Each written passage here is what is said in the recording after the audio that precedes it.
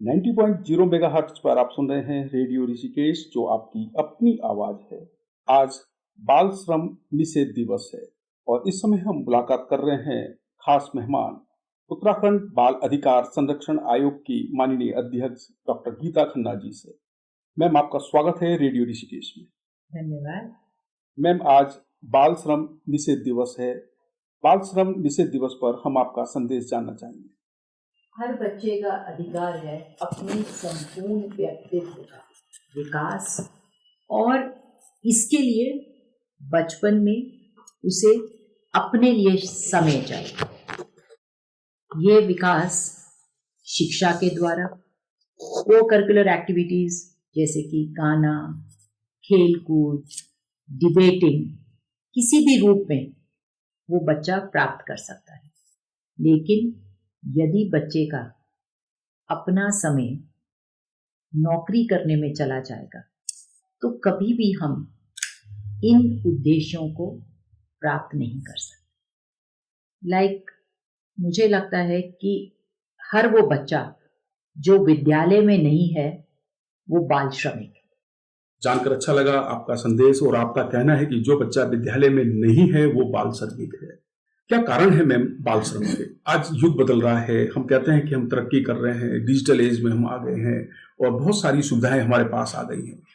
आज के दिनों में भी बाल श्रम के क्या कारण हो सकते हैं? सबसे पहला है आर्थिक। जब तक परिवार आर्थिक रूप से संपन्न और रोजी रोटी में संपूर्णतः स्वस्थ वातावरण में नहीं है, तब तक बच्चे को एक जिम्मेदारी नहीं, एक टूल की तरह इस्तेमाल किया जा रहा है कि वो भी उस आर्थिकी से उबरने में, उस तंगी से उबरने में परिवार का हथियार है।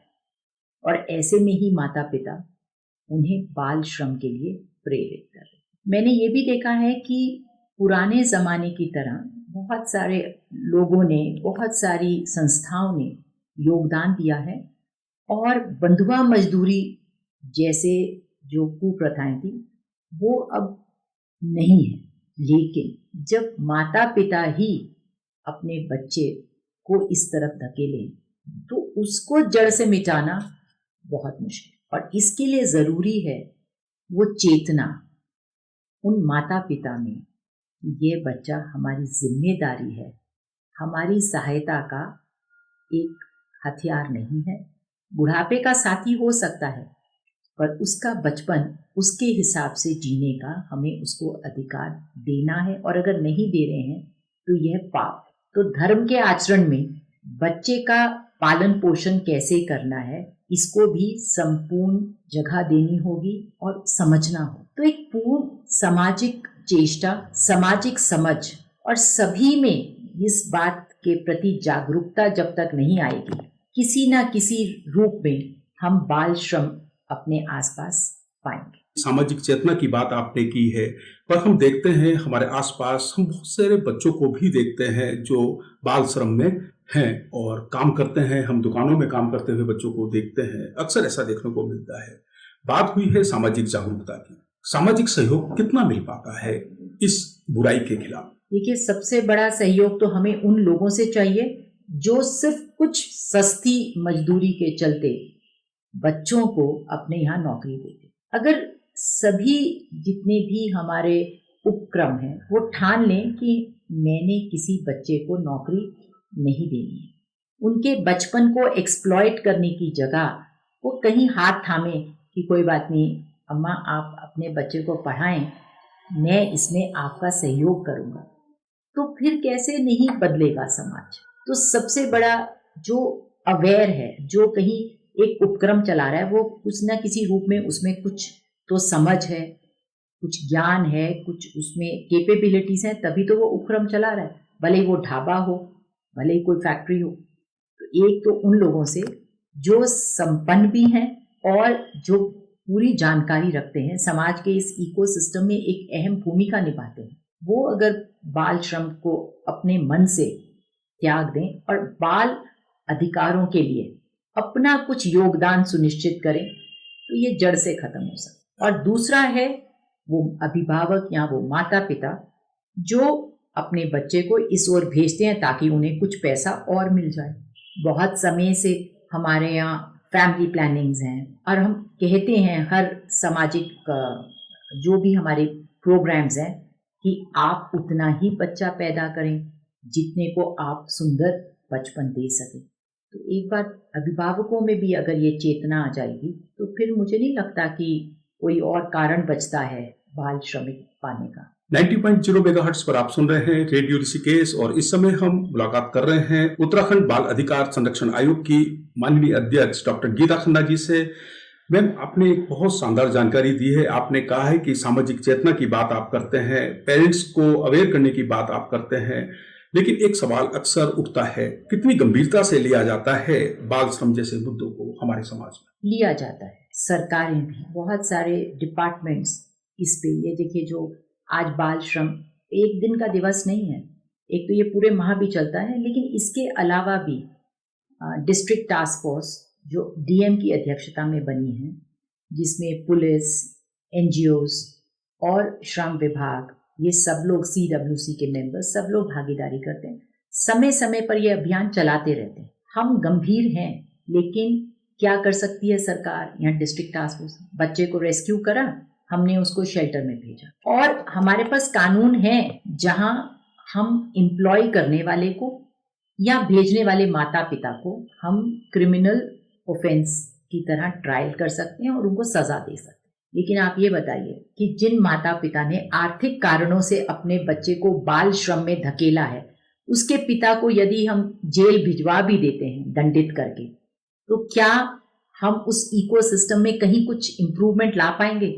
हम तो उसकी आर्थिक हालात को और खराब कर देंगे। तो ये सब सामाजिक दृष्टिकोण भी हमें साथ में लेके चलना होता है।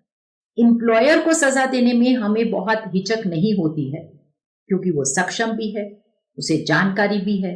अगर वो उपकरण चला रहा है तो उसको लेबर लॉस पता है और वो फिर भी गलती कर रहा है, हम उसके खिलाफ जब सजा का प्रावधान सोचते हैं तो हमें कोई हिचक नहीं होती।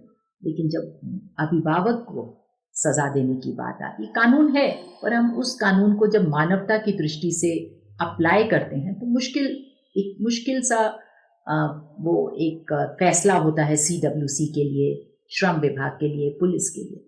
90.0 मेगाहर्ट्ज पर आप सुन रहे हैं रेडियो ऋषिकेश, जो आपकी अपनी आवाज है। इस समय हम बात कर रहे हैं उत्तराखंड बाल अधिकार संरक्षण आयोग की माननीय अध्यक्ष डॉक्टर गीता खन्ना जी से। मैम, आयोग की क्या रणनीति है बाल श्रम को रोकने की और इसके खिलाफ जागरूकता की? देखिए, जहाँ जहाँ बाल अधिकारों का सवाल है, विषय है, वहाँ वहाँ आयोग की भूमिका है। और आयोग की भूमिका है पॉलिसी मेकिंग और उसके इम्प्लीमेंटेशन को सुपरवाइज करना। बाकी जो धरातल पर कार्य है वो संबंधित विभागों को करना। और हमारी कोशिश रहती है कि हम समय समय पर ये जो डिस्ट्रिक्ट टास्क फोर्स हैं, श्रम विभाग है, इनके साथ बैठक करते रहते हैं और इनके आंकड़ों की जांच करते हैं और इनके जो भी पुनर्वास के वो हैं, योजनाएं हैं, उन पर भी हम नजर रखते हैं। क्योंकि बच्चे को हमने बाल श्रम से निकाला, उसे स्कूल में हमने भर्ती कराया, यहाँ पर से कभी भी पूरा सल्यूशन नहीं मिलता। पूरा सल्यूशन हमें तब मिलता है जब हम उस परिवार के जो भी कारण हैं जिसने उसको मजबूर करा बच्चे को विद्यालय से हटा के वहां नौकरी करने में, उस पूरे इकोसिस्टम को जब तक हम रिफॉर्म नहीं कर पाते हैं, सुधार नहीं पाते हैं, तब तक हमारी हर कोशिश या संबंधित विभागों की कोशिश कुछ देर बाद फिर से वो चक्र वापस बच्चे को उसी स्थान पर ले आए। आपने बहुत महत्वपूर्ण जानकारी दी है कि हमें उन कारणों को भी खोजना होगा जो बच्चे को बाल श्रम की ओर धकेलते हैं। हमें उस परिवार को भी देखना होगा, उन अभिभावकों की स्थिति को भी देखना होगा, उनकी सामाजिक आर्थिक स्थिति का भी विश्लेषण करना होगा जिन कारणों से एक बच्चा बाल श्रम की ओर बढ़ता है। बहुत सही जानकारी है मैम। एक सवाल और उठता है कि बाल श्रम से, क्योंकि एक बच्चा अगर बाल श्रम में जाता है तो उसकी शिक्षा रुक जाती है, उसका जागरूकता का जो लेवल है वो भी कम हो जाता है। क्योंकि बच्चा एक फ्रेम में बन जाता है, वो बाल श्रम का हिस्सा बन जाता है। कितना सामाजिक और आर्थिक दुष्प्रभाव है बाल श्रम का? देखिए, वो बच्चा जो घर के प्रोटेक्टेड एनवायरनमेंट से, माँ की गोद और गुरुजनों के ज्ञान से वंचित है, वो कुछ मामलों में तो ज्यादा स्मार्ट है उस प्रोटेक्टेड बच्चे से, पर उसका बचपन उससे छिन जाता है। वो छोटे साइज का व्यसक होता है और फिर उसकी सारी अवधारणाएं जो हैं, जो मानसिक और बौद्धिक विकास है, वो एक अलग ही दिशा में चल पड़े। तो सबसे पहले तो हमारे को इन बच्चों, एक मनोवैज्ञानिक तौर से उनको वापस उनके बचपन की तरफ प्रेरित करना है, क्योंकि छोटी उम्र का व्यसक वो सही ना तो डिसीजंस ले पाएगा और ना ही वो अपने जीवन के प्रति बड़ा पॉजिटिव रहे, क्योंकि कहीं ना कहीं वो अपने आप को कंपेयर भी करता है। इसलिए जब हम उसको रिहैबिलिटेट करते हैं, पुनर्वास करते हैं, तो उसकी मनोवैज्ञानिक, आर्थिक और शैक्षिक सभी बातों को हमें एक सूत्र में पिरो के उसको पुनर्स्थापित करना। और इस सब में एक बार फिर मैं कहूँगी कि उस परिस्थितियों का आंकलन और वो कितना खतरनाक एनवायरनमेंट से यहाँ पे आया है, उसका भी आंकलन करके हमें उसको पुनर्स्थापित करना है। यदि हमें लगता है कि वो वापस अपने परिवार में किसी बहुत बड़े खतरे में है, तो फिर हमें उन बच्चों को अपनी इंस्टीट्यूशनल केयर में, फॉस्टर केयर में भेजना।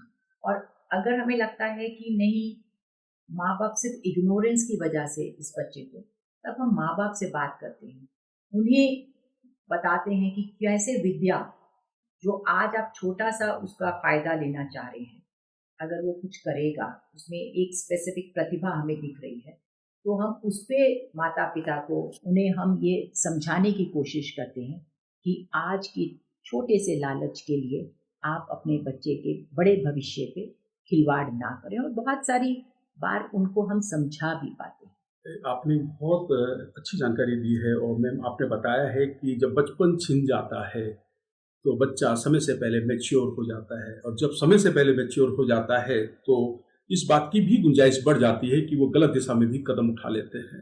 जैसा कि हम समाज में देखते हैं कि बहुत सारी सामाजिक बुराइयां हैं जिनमें बच्चे फंस जाते हैं। आपने एक बात की ओर भी इशारा दिलाया कि हमें उन माता पिता, उस परिवार की आर्थिक और सामाजिक स्थिति का भी विश्लेषण करना चाहिए। एक बात अक्सर उठती है स्किल डेवलपमेंट। जिस परिवार से वो बच्चा निकलता है, हो सकता है उस परिवार के माता पिता स्किल्ड ना हो, तो जो स्किल डेवलपमेंट है कितना काम आएगा इस कुचक्र को तोड़ने? आई थिंक सारा मुद्दा ही स्किल डेवलपमेंट का।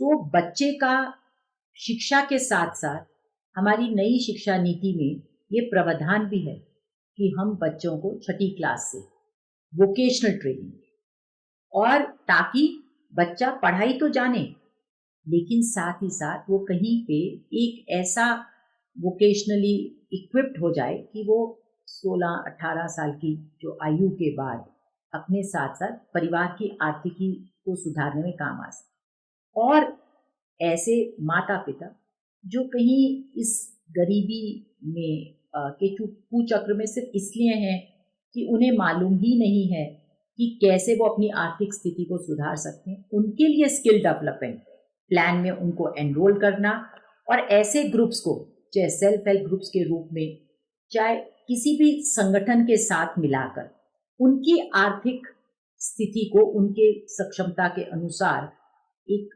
ऑर्गेनाइज्ड सेक्टर के रूप में ट्रेनिंग देना और फिर उनसे काम लेना।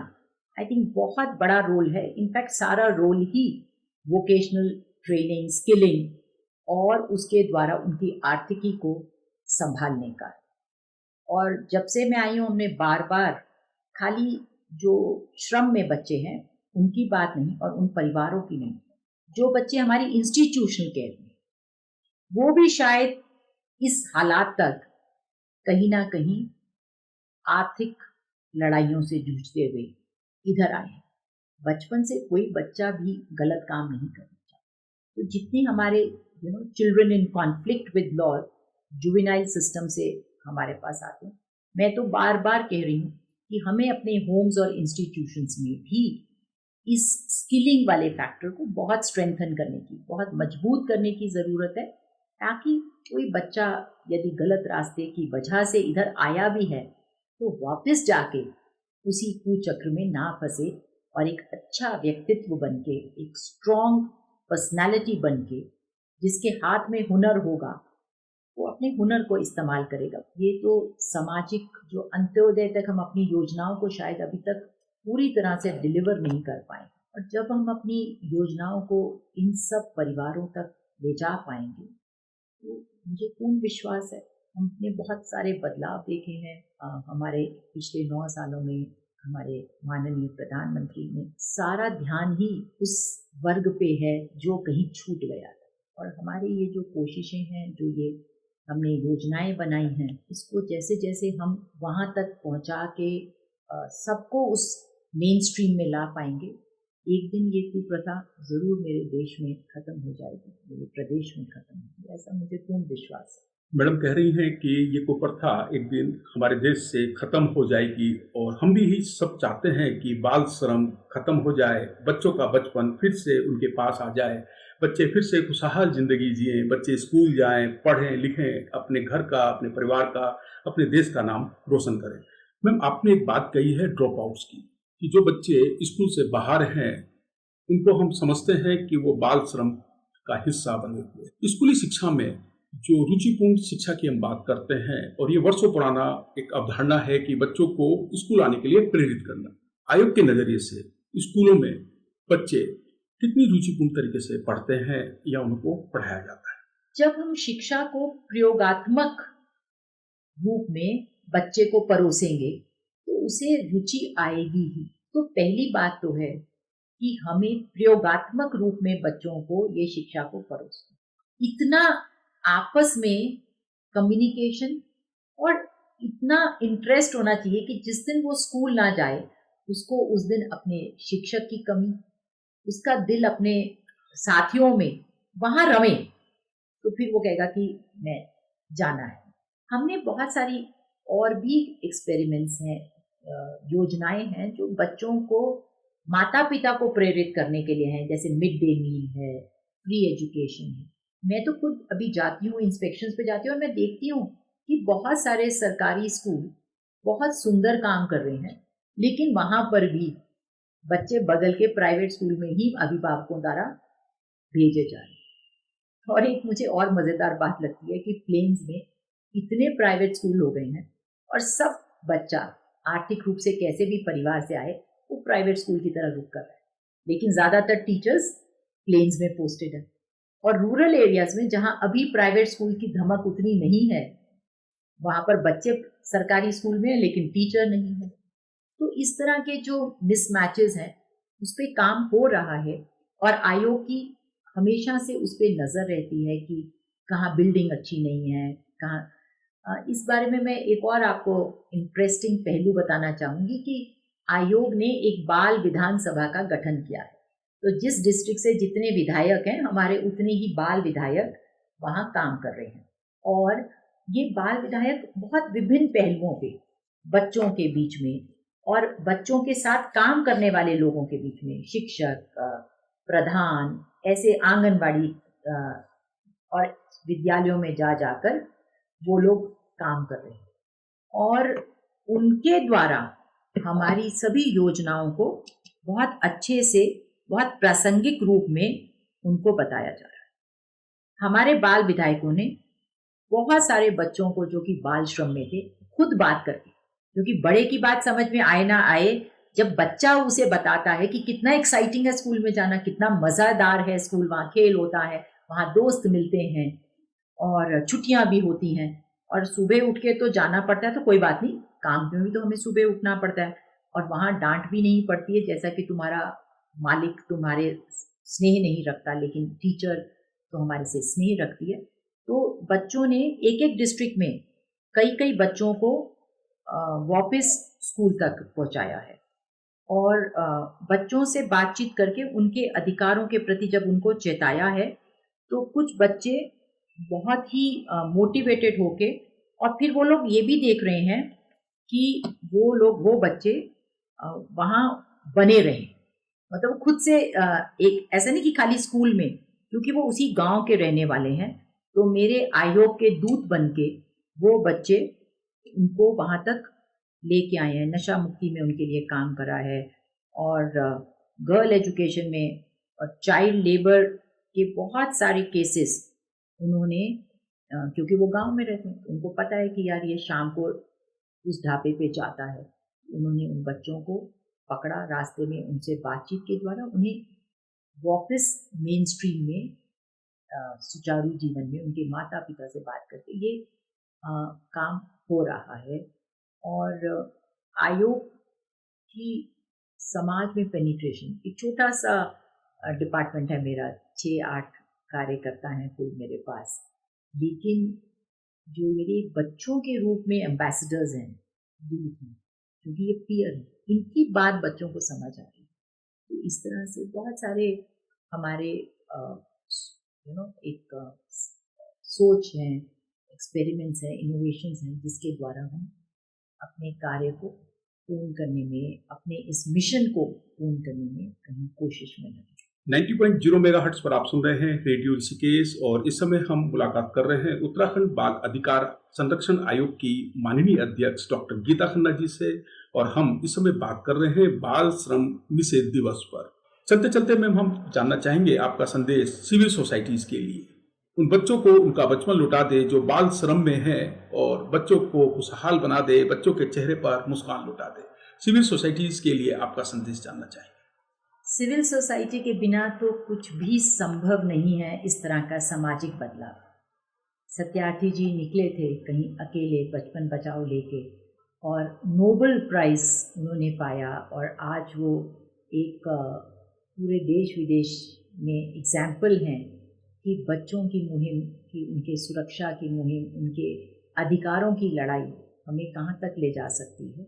सो हर सिविल सोसाइटी और हर सिविलियन का ये धर्म है कि जहाँ बच्चे को देखे वो अपनी क्षमता के अनुसार उसका हाथ थामे, किसी भी दलदल में, किसी भी परेशानी में है तो हम इसे अपना धर्म मान के और वहाँ खड़े होके यदि मेरा बच्चा होता तो मैं इसके साथ कैसा चाहता।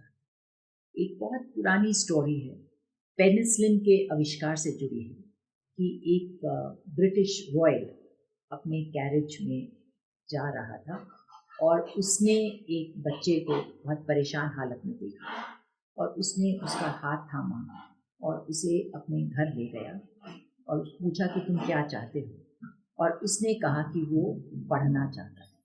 उसने उसको स्कूली शिक्षा और बाद में साइंस और मेडिसिन की एक बहुत बड़े कॉलेज से शिक्षा कराई, वो डॉक्टर बना। एंड दैट एलेक्जेंडर फ्लेमिंग ने पेनिसिलिन का आविष्कार किया। बाद में एक समय ऐसा आया जब इन महानुभाव का अपना बच्चा निमोनिया से ग्रसित हो गया। ये उस जमाने की बात है जब कोई एंटीबायोटिक नहीं होती थी और निमोनिया का मतलब था जीवन का अंत। ऐसे में उसी एलेक्जेंडर फ्लेमिंग की खोजी गई पेनिसिलिन से उस बच्चे का इलाज हुआ और उसको जीवन दान मिला। सो नेकी तो इस बड़े यूनिवर्स में किसी ना किसी रूप में लौट के आती है। इस विश्वास के साथ हर भारतीय से मेरी अपील है कि कहीं भी, कभी भी, किसी भी रूप में जब बच्चा परेशानी में दिखे तो उसका हाथ थामिए, उसे अपने बच्चे की तरह उसका संरक्षण करिए, उसे उसकी जो भी ज़रूरतें हैं और जो भी उसकी हिडन पोटेंशियल्स हैं उसको पूरा करने में उसकी मदद कीजिए। एक दिन ये अच्छाई किसी न किसी रूप में आपके जीवन की एक बहुत बड़ी उपलब्धि भी होगी और आपको कहीं ले जाएगी किसी ऊंचे मुकाम पे। मैम एक सवाल आपसे जरूर बनता है, आप बच्चों से अक्सर मिलते हैं, बच्चों से बातें करते हैं, बच्चों को जब मुस्कुराते हुए देखते हैं क्या चलता है मैम? अपना बचपन, सबसे पहले तो किसी विद्यालय में जाती हूँ, किसी बच्चे से बात करती हूँ तो अपने बचपन की तरफ लौट। मैं एक डॉक्टर हूँ बच्चों की, और अक्सर जब मुझसे पूछते हैं तो मैं बोलती हूँ कि अगर मैं डॉक्टर ना होती तो शिक्षक बनती, क्योंकि बच्चों का साथ आपको बूढ़ा नहीं होने देता।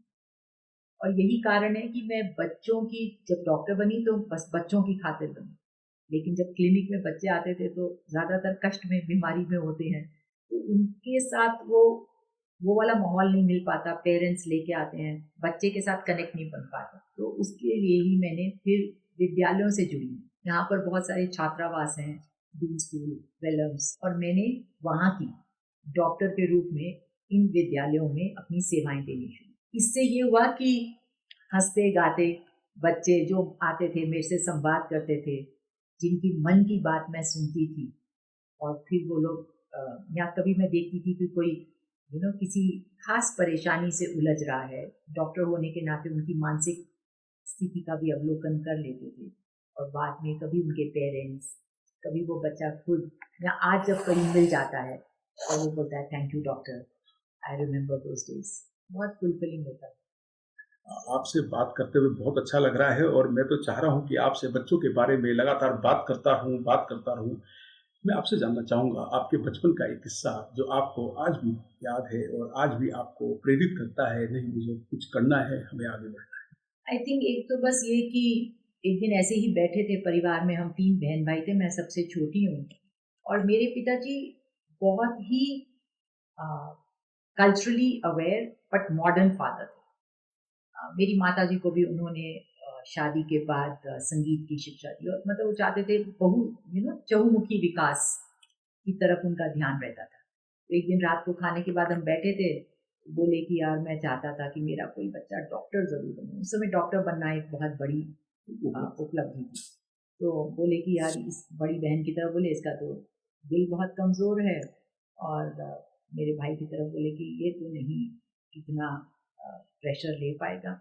अब मेरी ये गीता जो है, और मैं तब 5वीं या 6वीं कक्षा में थी, ये डॉक्टर बन के दिखाएगी, और उसके बाद फिर वही प्रेरणा बन गई, वही दिशा बन गई मेरे लिए। बहुत लोगों ने मुझे कहा कि बहुत मेहनत है, बहुत स्ट्रगल है, तुम रिसर्च में चली जाओ, क्योंकि मेरे फिजिक्स और मैथ्स में बड़े अच्छे नंबर आए थे। बहुत लोगों ने कहा कि आप इधर का रास्ता चुन लो, पर बस पिता की इच्छा थी कि मैं डॉक्टर बनूं, तो फिर एक वो रास्ता मिल गया। और आज के बच्चों से भी मैं कहूँगी कि अपनी सोच को पूरा स्थान दीजिए, आंखें मूंद के किसी के पीछा नहीं करना है, लेकिन जब हम कभी एक सही व्यक्तित्व को अपना ड्राइविंग फोर्स समझ लेते हैं, उसको बस फॉलो करते हैं, तो कहीं ना कहीं बहुत सारी मुश्किलें खुद से सॉल्व हो जाती हैं। जब हम फिर धक्के खा खा के बड़े नहीं होते, उनके जो जीवन की विजडम है वो हमें रास्ता दिखाने में काम आती है। 90.0 मेगाहर्ट्ज पर आप सुन रहे हैं रेडियो ऋषिकेश, जो आपकी अपनी आवाज है। और इस समय हम मुलाकात कर रहे थे उत्तराखंड बाल अधिकार संरक्षण आयोग की माननीय अध्यक्ष डॉक्टर गीता खन्ना जी से। आपसे बात करके हमें बहुत अच्छा लगा, और हमने बच्चों के बचपन पर बहुत सारी बातें की हैं, और हमने आपके बचपन का किस्सा भी जाना है। मैम, हमसे बात करने के लिए आपका बहुत बहुत आभार, बहुत बहुत धन्यवाद। धन्यवाद। इस कार्यक्रम के संबंध में यदि आप कोई सुझाव देना चाहते हैं तो आप हमें व्हाट्सएप कर सकते हैं। हमारा व्हाट्सएप नंबर है 9411392967। मैं रिपीट कर रहा हूँ 9411392967।